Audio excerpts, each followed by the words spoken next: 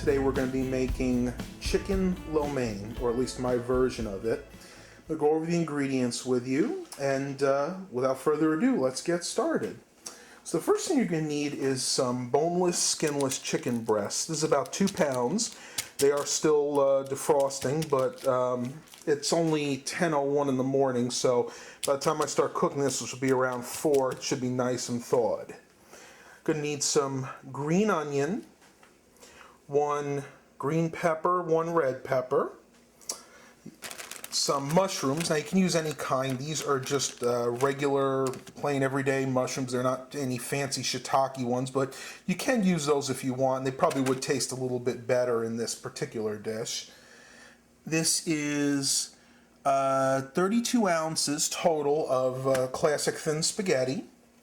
We have sesame oil, teriyaki sauce, oyster sauce, a can of baby carrots, and then we have 2 cans of water chestnuts. So this is everything you need to get started. I'm going to go ahead and prep all of this. So I'm ready to cook the pasta, and for this particular one I'm going to use 32 ounces of this Food Line thin branded spaghetti.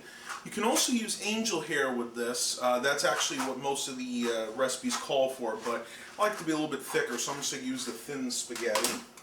Got our 2 pots of water at a boil. Now I'm just going to go ahead and put the spaghetti in.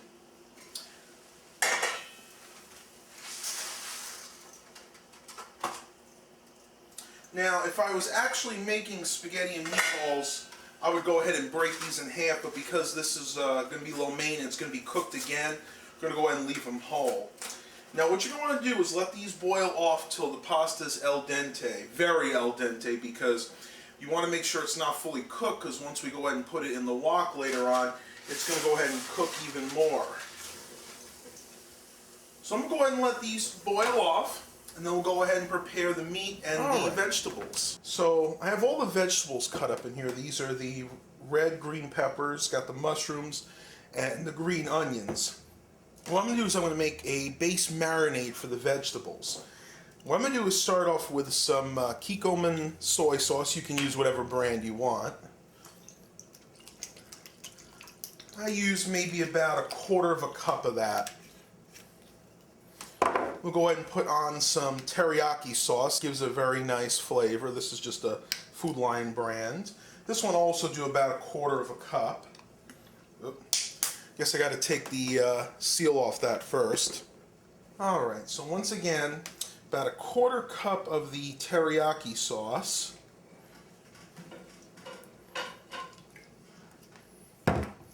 And then last but not least, I'm going to do also 1/4 cup of this pure sesame oil, which gives it a really nice flavor. It actually keeps the vegetables moist when you're cooking them.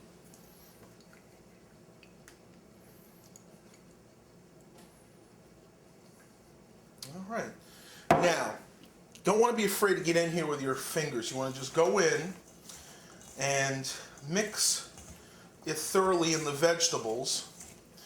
And it'll almost stick like a paste would to the vegetables. Now you only need to do this for a couple hours or so, since it's about 9:30 in the morning. I'll actually start cooking these probably around 4, so that'll be perfect. And as you guys can see, that's what the marinated vegetables themselves look like. So next we'll go ahead and start cooking these up. Okay, now it's time to prepare the chicken, and we're going to do it in much the same way. The only difference is I'm going to add a little bit of oyster sauce to this. So oyster sauce is also going to be about 1/4 cup.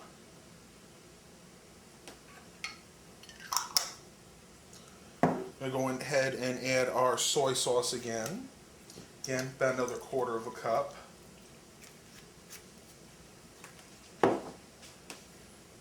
Then our teriyaki sauce.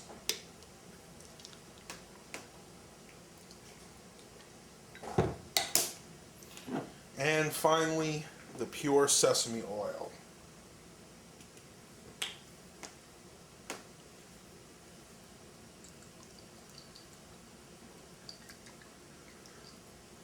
Alright, and in this case I am going to use a wooden spoon. I'm just going to go ahead and stir this around as best I can.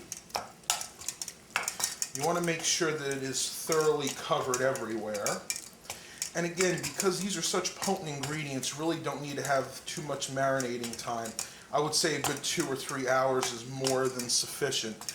Since I had some time this morning, I figured I'd give a little extra time. All right, we are ready to cook. I have the 1/4 cup of olive oil on the bottom of my wok. In this case, our wok is electric, but you could use the one that goes on the stove.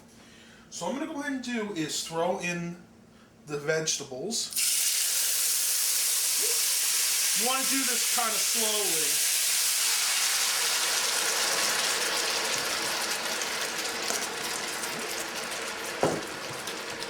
Those are the peppers, mushrooms, and green onions that we marinated earlier.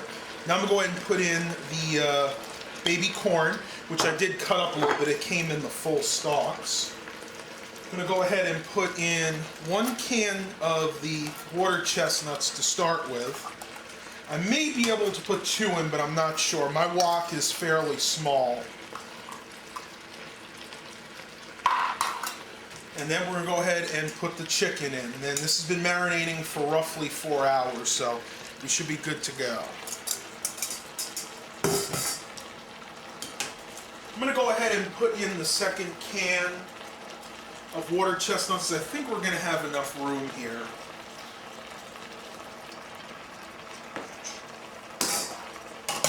All right, and then just kind of stir it up a little bit. Now, if you have a wok that's on the stove, they tend to be a little bit more powerful, so it'll probably take a lot less time. This could take as long as 15 to 20 minutes to cook, just because these electric woks aren't that powerful.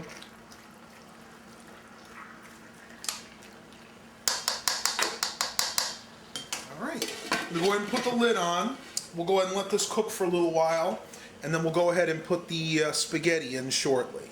Alright, so it's been cooking now for about 10 minutes, and the chicken is probably about halfway done right now.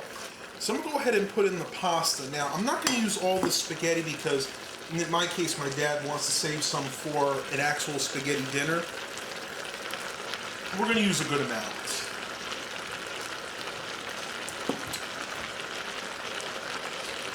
You want to go ahead and work it in there. Now bear in mind this has been in the fridge, so it's going to need to heat up a little bit before it can be more pliable.